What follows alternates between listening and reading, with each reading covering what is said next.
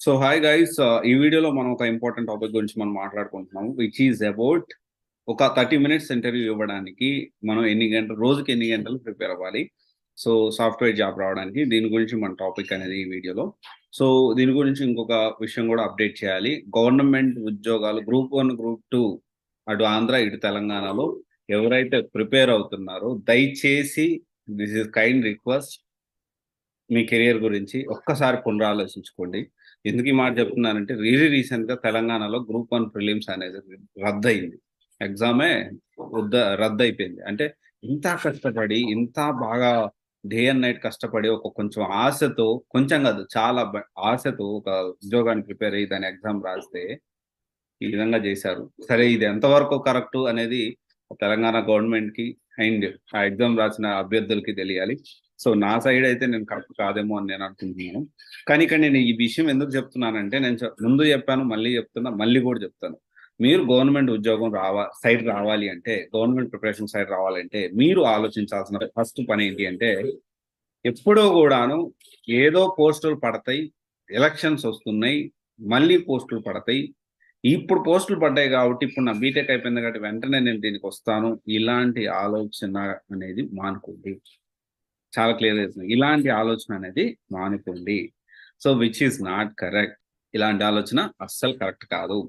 అయితే ఇప్పుడు నేను ఏమంటున్నానంటే, ఎవరైతే గవర్నమెంట్ ఉద్యోగం ప్రిపేర్ నిజంగా మీరు అది గోల్ ఉంది అనుకుంటే, దాని గురించే మీరు కష్టపడాలనుకుంటే ప్యారలల్ గా ఎంబీఏ కానీ ఎంసీఏ కానీ కెరియర్ గ్యాప్ రాకుండా. ఎందుకంటే మీరు ఏమవుతుందంటే కళ్ళు మూసి కళ్ళు తెరిచే లోపల 2-3 సంవత్సరాలు అయిపోతాయి. 2-3 సంవత్సరాలు అయిపోతే మళ్ళీ సాఫ్ట్వేర్ కి కెరియర్ గ్యాప్ ఉంది, నేను నీకు ఉద్యోగం ఇయ్యను అంటారు.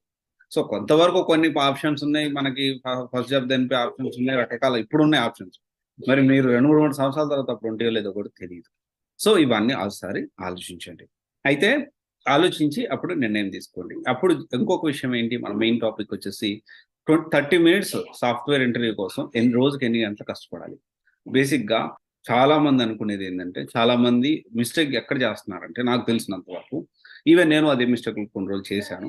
అయితే ఇప్పుడు ఎవరైతే ఈ విధంగా ప్రిపేర్ అవుతున్నారో, సో ఏంటి అంటే చాలా మంది తెలియక చేసే అతిపెద్ద మిస్టేక్ ఏంటి అంటే, సాఫ్ట్వేర్ కోర్సులో జాయిన్ అవుతారు. నేను కూడా కొన్ని రోజులు ఇదే చేశాను. చాలా మంది కూడా చేసే ఉంటారు. సాఫ్ట్వేర్ కోర్స్ జాయిన్ అవుతారు. జాయిన్ అయిన తర్వాత కంప్లీట్లీ చేసే ఫస్ట్ అతిపెద్ద మిస్టేక్ ఏంటి అంటే, కంప్లీట్ గా వాళ్ళ మీద డిపెండ్ అయిపోతారు. ఎవరి మీద? ఇన్స్టిట్యూట్ మీద, కోచింగ్ ఇన్స్టిట్యూట్ మీద. నేను డబ్బులు కట్టాను, నేను క్లాస్ వినను, కోర్స్ ప్రాక్టీస్ చేయను, అయినా నాకు జాబ్ రావాలి. నేను ఇంటర్వ్యూకి అటెండ్ గాను, అయినా నాకు జాబ్ రావాలి. సో ఒక తెలియని ఒక మైండ్ లో పడిపోతుంది అనమాట. నేను డబ్బులు కట్టిన వాళ్ళు ఎలాగైనా నాకు ఉద్యోగం ఇప్పించేస్తారు. ఇది ఒక మైండ్ సెట్ అనేది. ఆల్మోస్ట్ 100 మెంబర్స్ ఉంటే 70% అంటే 10లో 7 మంది ఇదే విధంగా ఆలోచిస్తున్నారు. దిస్ ఈజ్ రియల్ ఫ్యాక్ట్ అండి. మనం అందరం అది యాక్సెప్ట్ చేయాలి. ఇది జరుగుతా ఉంది. ఒక డబ్బులు కట్టిన తర్వాత ఒక ఇన్స్టిట్యూట్ జాయిన్ అయితే ఖచ్చితంగా ఇన్స్టిట్యూట్ రెస్పాన్సిబిలిటీ అనేది ఎంతవరకు ఉంటుంది? మీకు కోచింగ్ నేర్పిస్తారు, కోర్స్ నేర్పిస్తారు, జాబులు ఎక్కడనే చూపిస్తారు, ఇంటర్వ్యూకి ఎలా ప్రిపేర్ అవ్వాలో నేర్పిస్తారు. అంతకు మించి ఎక్కడెక్కడ జాబ్లోనే చూపిస్తారు. అంతకు మించి ఇన్స్టిట్యూట్ చేయగలిగేది ఏంటి?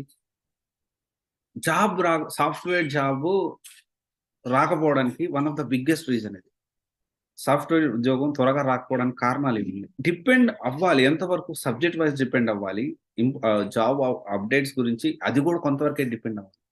వాళ్ళు ఇచ్చే జాబులే కాకుండా మనం పోర్టల్లో అప్డేట్ చేసుకోవాలి. లింక్డ్ఇన్ అనేది చాలా ఇంపార్టెంట్. మనం రీసెంట్ డేస్ లో బ్యాక్గ్రౌండ్ వెరిఫికేషన్ లో లింక్డ్ఇన్ అనేది చాలా కీలకం అవుతుంది. లింక్డ్ఇన్ అనేది మన ప్రొఫైల్ మెయింటైన్ చేయడం చాలా important.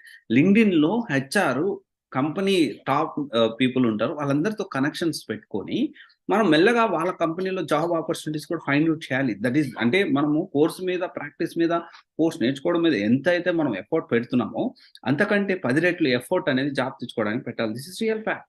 Everyone have to accept. ప్రతి ఒక్కరు యాక్సెప్ట్ చేయాల్సిన విషయాలు ఇవన్నీ. రైట్. సో ఫస్ట్ పాయింట్ ఏంటి అంటే, do not depend on completely any institute or any other person. నేను ఎందుకు అన్నానంటే, కొంతమంది నీకెందుకు నువ్వు రా, నేను నేర్పిస్తానని చెప్తారు.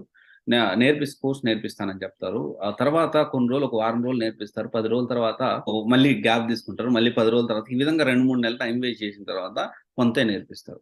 తెలియకుండానే మనం ఏంటంటే వాళ్ళ మీద డిపెండ్ అవుతాము. వాళ్ళు కోర్స్ నేర్పిస్తారు, జాబులు చూపిస్తారు. నీకెందుకు, నువ్వు కోర్స్ నేర్చుకో, నేను నేర్పిస్తా కదా అని అంటారు. కానీ తర్వాత పరిస్థితి అనేది చాలా మారిపోతుంది. ఇంకొక విషయం ఏంటి అంటే ఫ్రీగా అనగానే అంత సీరియస్నెస్ అనేది ఉండకపోవచ్చు. కొంతమంది సీరియస్ గా చెప్పే వాళ్ళు ఉంటారు. That is whole different thing. But most of the time. So ఇది క్లియర్. ఇంకొక కారణం. సో జాబ్ రావడానికి కారణాలు ఏంటి? డిపెండెంట్ అవ్వద్దు ఎవరి మీద. ఓకే. మనము జాబ్ ఆపర్చునిటీస్ వాళ్ళే కాకుండా మన సైడ్ నుంచి కూడా చేసుకోవాలి. ఇకపోతే 30 మినిట్స్ ఇంటర్వ్యూ కోసం ఎంత కష్టపడాలి? సో ఇక్కడ ఏంటి అంటే 30 minutes interview okay. 40 minutes interview okay. Usain Bolt 10 సెకన్లు పరిగెత్తడానికి ఇప్పుడు హైయెస్ట్ అయితే 9.58 సెకండ్ ఉంది. ఆ 10 సెకన్ల పరిగెత్తడానికి తను సంవత్సరాల తరబడి కఠోర దీక్ష చేస్తాడు. కఠోర శ్రమ. Hard work. ఎంత హార్డ్ వర్క్ అంటే అంత హార్డ్ వర్క్ చేస్తాడు. అండ్ ఓటమెరగని హీరో. ఆయన ఉంటే ఇక అంతే. హుసేన్ బోల్ట్ గురించి చాలా మందికి తెలుసు. 10 సెకన్లు కేవలం తను 10 సెకన్లు రన్ చేయడానికి సంవత్సరాల తరబడి కఠోర శ్రమ చేస్తారు. సో ఇదే విధంగా ఏంటి అంటే మనం 30 మినిట్స్ ఇంటర్వ్యూ అనుకోవచ్చు. కానీ ఏంటి అంటే మనం ఫస్ట్ అయితే ఏంటి అంటే బేసిక్‌గా ఒక ప్లాన్ అనేది చేసుకోవాలి. ప్లాన్ చేసుకొని ఈరోజు ఈరోజు క్లాస్‌లో ఒక కోర్స్ చెప్పేటప్పుడు మనం ఒక ఇన్‌స్టిట్యూట్‌లో జాయిన్ అయ్యాం. కోర్స్ చెప్పేటప్పుడు ఈరోజు టాపిక్ చెప్పారు. ఆ టాపిక్‌లో ఇన్‌స్టిట్యూట్ వాళ్ళు చెప్పేదే కాకుండా బయట నుంచి కూడా మన రిసోర్సెస్ అనేవి కలెక్ట్ చేసుకొని దీన్ని అప్లై చేసుకుంటూ డిఫరెంట్‌గా ప్రాక్టీస్ చేస్తూ దీన్ని మళ్ళీ కంపెనీ రిక్వైర్మెంట్ తగ్గట్టు ఇదే టాపిక్ మీద ఎలా అడుగుతున్నారు? ఎలా వాళ్ళ రిక్వైర్మెంట్స్ ఉన్నాయి? దాని రిక్వైర్మెంట్స్ తగ్గట్టు నేను ఏమేం ప్రాక్టీస్ చేయాలని ఈ విధంగా ఏంటి అంటే ఏ రోజుది ఆ రోజు ప్రాక్టీస్ చేయాలి. ఇది ఫస్ట్ పాయింట్. ఏ రోజుది ఆ రోజు ప్రాక్టీస్ చేస్తే 90% వరకు మీరు జాబ్ వచ్చేదానికి పాసిబిలిటీస్ ఉన్నాయి. సాఫ్ట్‌వేర్ జాబ్ రాకపోవడానికి చాలా కారణాలు ఇదొక కారణం. రోజుకో ఎన్ని గంటలు పెట్టాలి సార్? గంట పెట్టాలా? 2 గంటలు పెట్టాలా? 2 గంటలా? 3 గంటలా? అని అడుగుతా ఉంటారు. 2 గంటలా? 3 గంటలా గాదు. సో కొంతమంది ఏమవుతుంది? ఇప్పుడు నేనున్నాను. నేను క్విక్ లెర్నర్‌నే. టు బి ఫ్రాంక్ ఏంటంటే నేను చాలా క్విక్ లెర్నర్. త్వరగా నేర్చుకుంటా. ఏదైనా గాని చాలా తక్కువ టైంలో నేర్చుకుంటా. చాలా తక్కువ టైంలోనే ఒక దాన్ని నేను అర్థం చేసుకోగలుగుతాను. దాన్ని నేను ఇంప్లిమెంట్ చేయగలుగుతా. కానీ ఇక్కడ చాలా మందికి ఇంకొంతమంది ఉంటారు. టైం పడుతుంది. ఇదే ఒక టాపిక్‌ని ఒకరు గంటలో నేర్చుకోవచ్చు. ఇంకో 2 గంటలు పట్టొచ్చు. ఇంకో 3 గంటలు పట్టొచ్చు. ఇక్కడ మనం అర్థం చేసుకోవాల్సింది విషయం ఏంటి అంటే మెజర్ చేయాల్సింది టైం కాదు. మెజర్ చేయాల్సింది ఎంత కోర్స్‌ని నువ్వు ప్రాక్టీస్ చేసావనేది ఇక్కడ మెజర్ చేయాలి. ఇది అర్థం చేసుకోవాలి. చాలామంది ఇది అర్థం చేసుకోకుండా ఏదో ఒకటి నేర్చుకుంటా నేను 2 గంటలు ప్రిపేర్ అబ్బా! ఈరోజు నేను 2 గంటలు ప్రిపేర్ అయిపోయా. So, this is not correct. Software job రాకపోవడానికి ఇది ఇంకొక కారణం. అయితే వీటన్నిటికంటే ఇంకొక కారణాలు ఇంకా ఉన్నాయి. సో, ఇప్పుడైతే రోజుకి ఎన్ని గంటలు కాదు, రోజుకి టాపిక్ వైస్ అనేది ప్రిపేర్ అవ్వాలి. ఓకే. క్లియర్. అండ్ ఇంకొక విషయం ఏంటి అంటే సాఫ్ట్‌వేర్ జాబ్ రాకపోవడానికి ఇంకా కారణాలు మనం డిస్కస్ చేసుకుంటే ఇంకొక అతిపెద్ద కారణం ఏంటి అంటే పక్క వాళ్ళ మాటల్ని నమ్మి తెలియకుండానే ఒక ఇంట్రెస్ట్ అనేది మనకు కోల్పోతుంది. ఏంటి? కాల్స్ లేవు. రెజ్యూమ్ ఇప్పుడు ఎవరో ఒక మాట చెప్తారు. వాళ్ళు రెజ్యూమ్ ఎలా ప్రిపేర్ చేస్తున్నారో తెలీదు. ఇంటర్వ్యూస్ ఎలా ఇస్తున్నారో తెలీదు. అసలు సరిగ్గా ప్రయత్నం చేస్తున్నారో తెలీదు. ఇవన్నీ ఏం తెలీదనమాట. అతని పాయింట్ ఆఫ్ వ్యూలో అతను ఒక 10 ఇంటర్వ్యూ‌లకి అటెండ్ అయ్యుంటే, లేకపోతే అతను 2 నెలల నుంచి వెయిట్ చేస్తూ రెజ్యూమ్ సరిగ్గా లేక 10 ఇంటర్వ్యూ‌లకి మాత్రమే అటెండ్ అయ్యి, కాల్స్ లేవని ఒక పెద్ద స్టేట్‌మెంట్ ఇస్తాడు. ఆ స్టేట్‌మెంట్‌ని పట్టుకొని అది ఇంకోడికి పాస్ చేస్తాడు. అది ఇంకొకడికి పాస్ చేస్తాడు. అలా ఏంది అంటే నెగటివిటీ స్ప్రెడ్ అయినంత ఫాస్ట్‌గా పాజిటివ్ స్ప్రెడ్ కాదు. సో, ఈ విధంగా స్ప్రెడ్ అయిన తర్వాత ఏమవుతుంది? సో, మనకు తెలియకుండానే ఇంట్రెస్ట్ పోతుంది. అరే! కాల్స్ లేవు.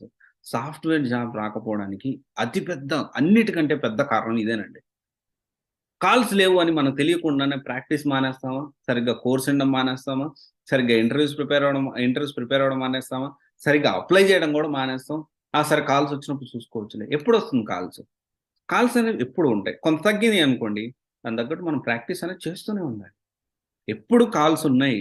ఇదిగో ఇంకొక గంట నాకు ఇంటర్వ్యూ ఉంది అనే విధంగానే ప్రిపేర్ అవ్వాలి. సో, ఇవన్నీ మీరు సాఫ్ట్‌వేర్ జాబ్ రాకపోవడానికి కారణం. సో, ఇంకా చాలా చాలా కారణాలుంటాయి. అన్నిటిని ఓవర్‌కమ్ జేసి ఒకటే మనం గుర్తుపెట్టుకోవాలి. Keep on working. జాబ్ వచ్చే వరకు కష్టపడాల్సిందే. జాబ్ వచ్చిన తర్వాత ఎదగడానికి కష్టపడాల్సిందే. టు బీ ఫ్రాంక్ మనిషి బతికి ఉన్నంత వరకు అతను కష్టపడాల్సిందే. కష్టపడే దాంట్లో వచ్చే ఎంజాయ్ ఊరికే తిని కూర్చుంటే మాత్రం అస్సలు రాదు. ఓకే. ఎడిక్షన్ ఉంటది. ప్రతి ఒక్కరికి ఏం ఎడిక్షన్ ఉంటుంది. కొంతమంది డ్రగ్ ఎడిక్షన్ ఉంటుంది. కొంతమందికి లిక్కర్ ఎడిక్షన్, కొంతమంది అమ్మాయిల ఎడిక్షన్, ఇంకొంతమందికి ఇంకొకటి ఎడిక్షన్, ఇంకొంతమంది ఫ్రెండ్స్‌తో తిరగడం ఎడిక్షన్. కానీ వర్క్ ఎడిక్ట్ అంటే if anyone addicted to work వాడి లైఫ్ చాలా బావుంటుంది. అండ్ మరీ ఎడిక్షన్ అంటే ఇక దానికే చేసుకుంటా ఉండమని. సో ఫ్యామిలీ టైం కూడా ఇంపార్టెంటే. బట్ మనము మ్యారేజ్ అయిన దాకా మాత్రం ఎవరైతే ఉన్నారో మ్యారేజ్ అయిన దాకా మాత్రం మీరు ఓన్లీ వర్క్‌కే ఎడిక్ట్ అవ్వండి. ఆ తర్వాత మంచి లైఫ్ అనేది మీకుంటుంది. ఓకే. ఒకసారి ఆలోచించండి. Thank you. This is Raj signing off. CSE guidance private limited. One stop solution for all the oriented courses. Thank you.